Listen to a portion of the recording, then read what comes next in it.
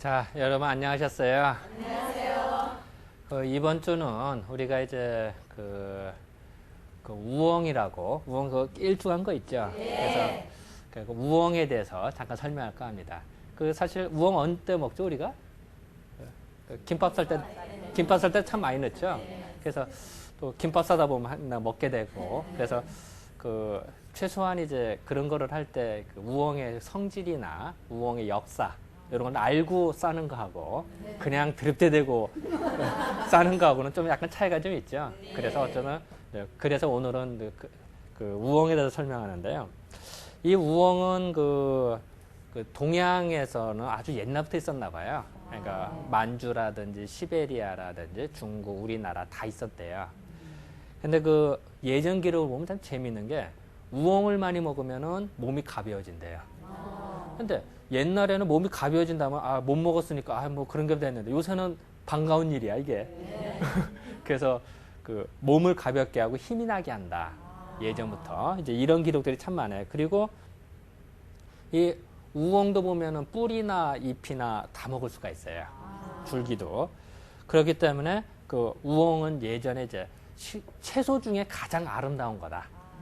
가장 왜냐면 아름답다는 게 뭐 멋있다 이런 것보다도 사람한테 버릴 것 없이 다 먹게 되고 몸에 그 힘을 좋게 해주기 때문에 이 사람이 오래 살고 몸을 가볍게 해주는 것만큼 좋은 게 없어요. 우리가 나이가 들으면 힘없고 그러면은 몸이 무거워지거든요. 일단 체중이 무거운 게 아니라 기력이 약하면 몸이 무겁게 느껴지는 법이에요. 우리도 보통 힘들고 이럴 때 몸이 천근만근 무거워지는 법이에요. 그랬을 때 몸이 가볍다고 생각해봐요. 우엉을 먹어서 가벼워진다고 하면 그거만큼 좋은 게 없죠. 그래서 예전부터 우엉을 그 채소 중에 가장 좋은 거다라고 하는 게 이제 그래서 그러는 거예요. 그래서 김밥에도 넣는 거예요. 놀러 갔는데 그 김밥 먹고 몸이 무거워지면 되겠어요. 이 우엉을 보면 우엉의 씨앗을 혹시 보신 적 계세요? 우엉의 씨앗을 보면은 마치 이렇게 모양 모양 별로 안 좋은데 거기 오돌도돌 나고 뭐가 이제 가시같이 이렇게 있고 이래요. 그래서 꼭 마치 동물의 털에 이게 잘 붙어요. 우리 가끔 산에 가면 도깨비풀 같은 거 붙고 뭐 이러잖아요. 이런 식으로 이제 그런 모양이 별로 안 좋아요. 그래서 그거를 우리는 옛날에 모양이 참 정말 못생겼다. 그래서 그런 거를 우엉을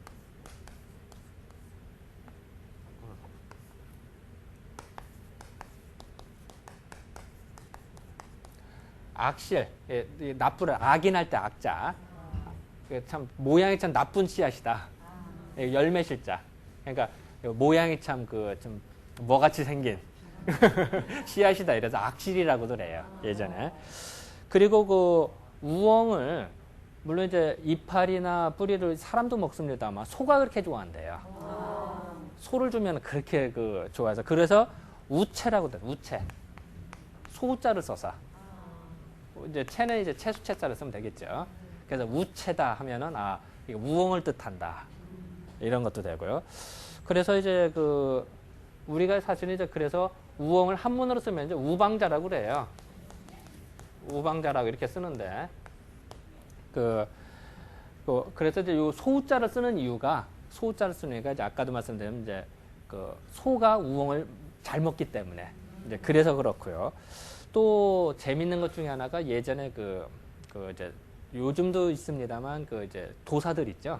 아니면 이제 산에 가서 돛 닦는 사람들이나 이런 사람들이 예전에는 우엉을 대력이라고 불렀대요. 대력. 이 말이 그렇지. 큰 대자도 힘력자예요. 이 먹으면 얼마나 힘이 좋아지면은 크게 힘이 좋아진다. 대력이라고. 그래서 제가 왜 자꾸 이런 말씀을 드리느냐. 이름을 알으면은 그 우엉의 성질을 알 수가 있어요.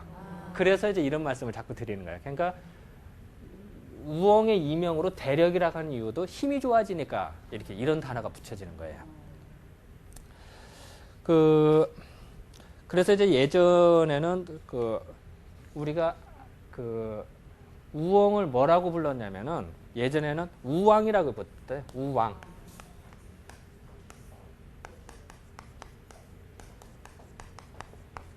여기 우왕자거든요. 이게 왕.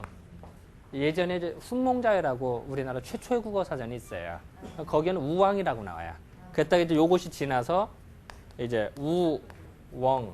그래서 우엉으로 발음이 변한 거죠. 요거 이제 웡, 우웡. 도중에는 우웡으로 변해요. 그랬다가 이제 지금의 이제 우엉으로 발음이 변하는 이런 이제 특징들이 좀 있고요.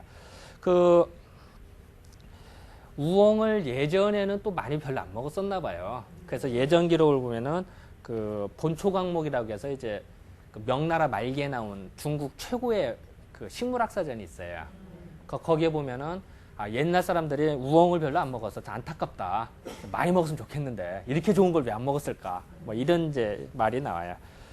그 우리나라에서도 예전에는 그 우엉을 약재로만 여겼지 그 채소로 별로 안 여겼나 봐요. 그래서 우리나라가 채소로 여긴 것도 불과 몇백 년 안 돼요. 예전에는 한약재로만 썼지 우엉을 이렇게 채소로는 별로 안 먹었대요. 그러니까 이제 그리고 또 우엉 우리 보면 또 재밌는 게 있죠. 우엉 뿌리 오래되면 어때요? 색깔이 변색되죠. 그래서 그 예전에 그 변색이 되니까 요새는 뭐 그 비닐 랩으로 싼다든지 여러 가지 방법 씁니다만 예전에는 또 어떤 방법을 썼냐면요. 쌀뜨물 있죠. 쌀뜨물에다가 우엉을 담궈요. 그러면은 변색이 잘 안 된대요. 그래서 뭐 이제 그래도 오래되면 변색은 되는데 그래도 어떻게 하면 변색이 안 될까 이제 노력을 했던 이제 그런 기록들이 이제 나와요. 예전 보면은. 그리고 그 아까 잠깐 말씀드렸습니다만 우엉을 먹으면 몸이 가벼워진다 그랬죠. 그리고 그래서 또 배를 또 든든하게 해준대요. 그래서 구황식물로도 많이 썼어요. 지금은 뭐 그 쌀이 오히려 남아서 그 보관료가 들어서 걱정입니다만 옛날에는 참 그 많이 부족했거든요. 그러니까 쌀이 없으니까 대체 식물로 이제 그런 걸 먹었어요. 그랬을 때 이제 우엉을 먹고 이제 힘을 차렸다. 그러니까 지금으로 따지면 지금으로서는 오히려 이제 그 다이어트 할 때 응용할 수가 있겠죠. 근데 우엉이 약간 차가운 성질이 있어요. 그러니까 우엉은 먹으면 열이 안 나고 오히려 몸이 열이 내리는 성질이 있거든요. 그러다 보니까 그 열이 많은 소양인한테는 좋은데 몸이 차가운 소음인한테는 별로예요. 우엉을 먹을 때. 그래서 이제 그 열이 난다. 그러면은 소양인들이 열이 나면은 몸에서 열이 나면 어떻게 할까? 열이 위로 솟구치죠. 열이라고 하는 게 위로 올라가지 밑으로 내려가지 않아요. 우리가 굴뚝을 높게 하는 것도 뭐예요? 열이 잘 올라가서 잘 타라고 되는 거예요. 사람도 몸에서 열이 나면은 굴뚝같이 타고 올라야 되는, 굴뚝이 어떨까요? 사람으로 따지면. 목구멍에, 그죠? 식도니 뭐 기도니 이게 그 굴뚝 같은 역할을 하는 거예요. 그러다 보니까 몸에서 열이 나면은 꼭 여기가 이렇게 타고 올라가서 목이 갈증이 나지. 그리고 어느 때는 가끔 화기, 뜨거운 기는 올라오는 것 같아. 가끔 보면은. 이제 그런 걸 호소하는 환자도 있어요. 그러니까 느낌이 좋은 사람은 그런 것도 있는데, 그러고서 이제 열이 나면서 목이 붓는 사람들이 있어요. 마치 목에 뭔가 걸린 것 같다든지, 목이 뭔가 뻑뻑하다든지, 또 편도선 붓듯이. 그러니까 인후부가 이렇게 부면은 그럴 때 우엉을 먹어요. 우리가 한약재로 그렇게 써요.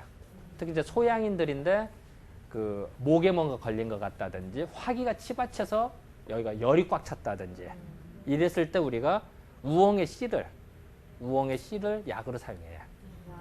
물론 그 약을 주면서 꼭 한마디 더 덧붙이죠. 집에서 우엉을 많이 잡수세요. 그럼 실질적으로 같은 비슷한 효과를 내요. 실질적으로. 그래서 이제 그런 것이 이제 우리가 이제 많이 응용을 하는 것 중에 하나예요.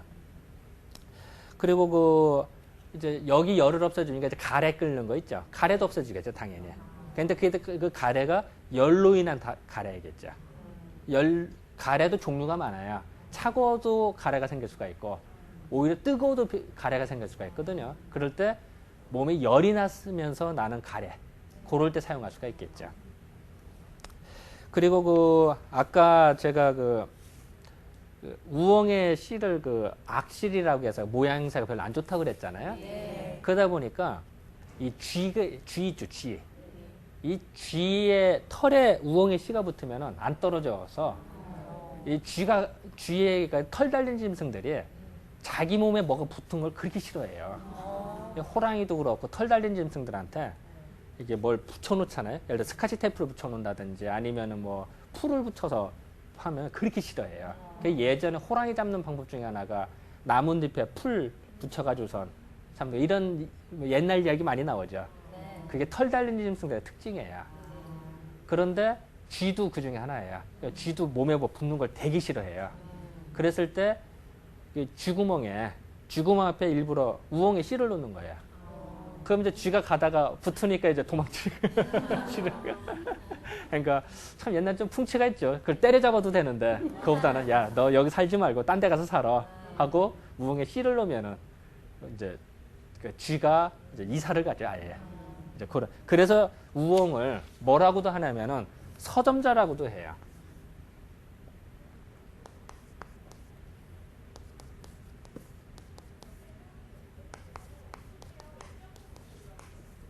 이게 쥐서자거든요.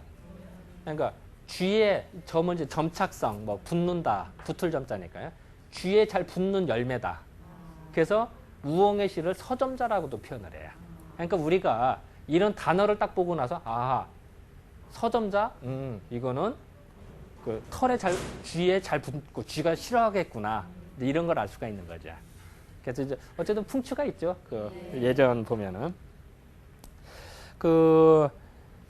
우리가 이제 그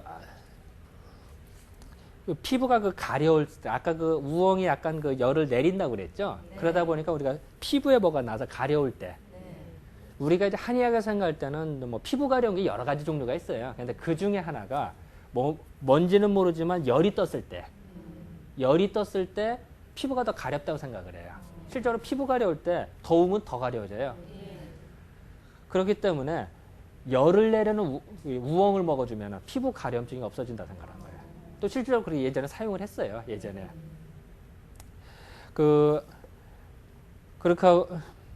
그리고 또 하나는 이제 이 허리나 무릎에 이게 무릎이 삐그덕거린다든지 이제 이랬을 때도 이제 우엉을 쓰기도 했고 예전 기록을 보면은 그런 게 좀 나오고 그리고 또 하나는 머리가 아플 때 사람이 이제 또 두통도 여러 가지 종류가 있어요. 이 두통도 뭐 원인이 뭐 무수히 많기 때문에 뭐 일괄적으로 말하기는 어렵지만 그 중에 하나가 열로 인한 우리가 이제 열골 두통이라고 하는데 담골 두통이라고도 하고 그러니까 그런 두통에 우엉을 썼대요. 그러니까 우리가 이제 소양인인데 열이 뻗쳐서 머리가 아프다. 그러면 이제 집안에서 우엉 반찬을 좀 더 먹어보면은 또 상당 부분 이제 열이 내리면서 좋아지는 경우를 종종 봐요.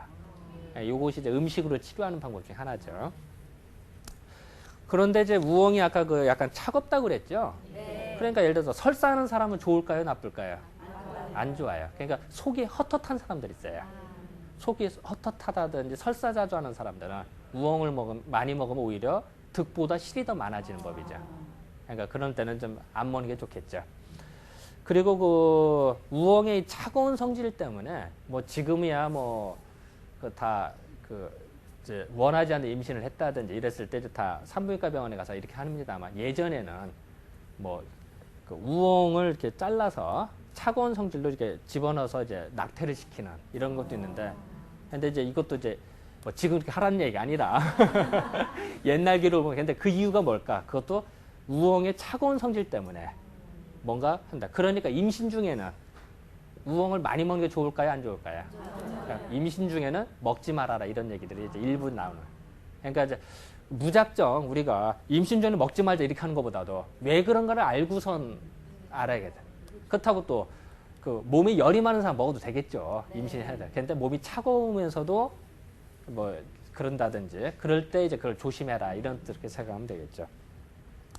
그리고 또 우엉을 보면은 재밌는 게 이런데 상처 났을 때 있죠. 예를 들어서 이런데 하다 보면 칼에 찔린다든지 아니면 가시에 찔린다든지 아니면 이렇게 부딪혔다든지 상처가 나면은 그럴 때 이제 우엉의 뿌리나 잎을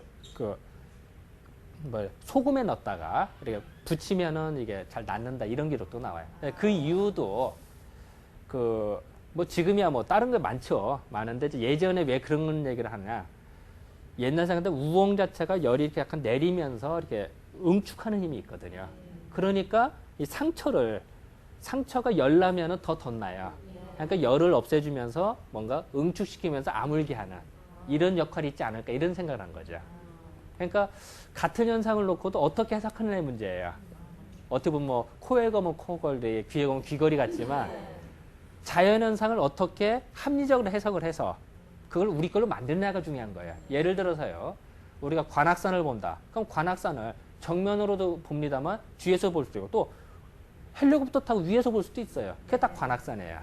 자, 예를 들어서 이게 백목이다. 그럼 백목을 이렇게도 보죠. 밑에서 봐도 백목이고 위에서 어디서나 보나 다 백목이에요. 그 어디 도망가는 거 아니에요, 백목이. 하지만 어느 때는 해석을 요렇게 하면은 백목의 해석이 더 잘 되고 요렇게 보면 해석이 더 잘 된다는 거예요. 그러니까 이론이 먼저 있고 현실이 있는 게 아니라 현실이 있는 거를 어떻게 해석하는 부분이에요. 그러니까 제가 이렇게 아까 설명드려서 어떻게 보면은 두리뭉실하게 이렇게도 해석하다가 저렇게도 해석하는데 그거는 우엉의 성질을 어떻게 설명할까의 부분이에요. 그걸 이제 우리식으로는 그렇게 봤다는 거예요, 예전에. 그런 속에서 뭔가 지혜를 얻어야 되지 않을까. 이렇게 해서 이제 말씀을 드리는 거예요. 그래서 이번 주에는 우엉에 대해서 설명되는데 우엉의 그 특징을 다시 말씀드리면은 우엉이 차가워요, 뜨거워요? 차가워요. 약간 차갑고 또 우엉을 뭐 몸이 무거워져요, 아니면 몸이 가벼워지고 또 우엉은 열이 많은 사람이 좋아요, 아니면 몸이 냉한 사람이 좋아요? 열이 많은 사람한테 좋다. 이제 이런 거 이제 특징이 좀 되고 그래서 우리가 김밥을 쌀 때는 김밥 먹고 힘내라고. 김밥 먹고 몸이 무거워지는 게 아니라 가볍게 힘내서 찌라고 운동회 때 김밥을 싸주는 때 우엉을 빼놓지 않는 이유 중에 하나가 거기에 있다. 이렇게 이제 해석하면 될 것 같아요. 이번 전 이 정도로 맞출까요? 네, 감사합니다.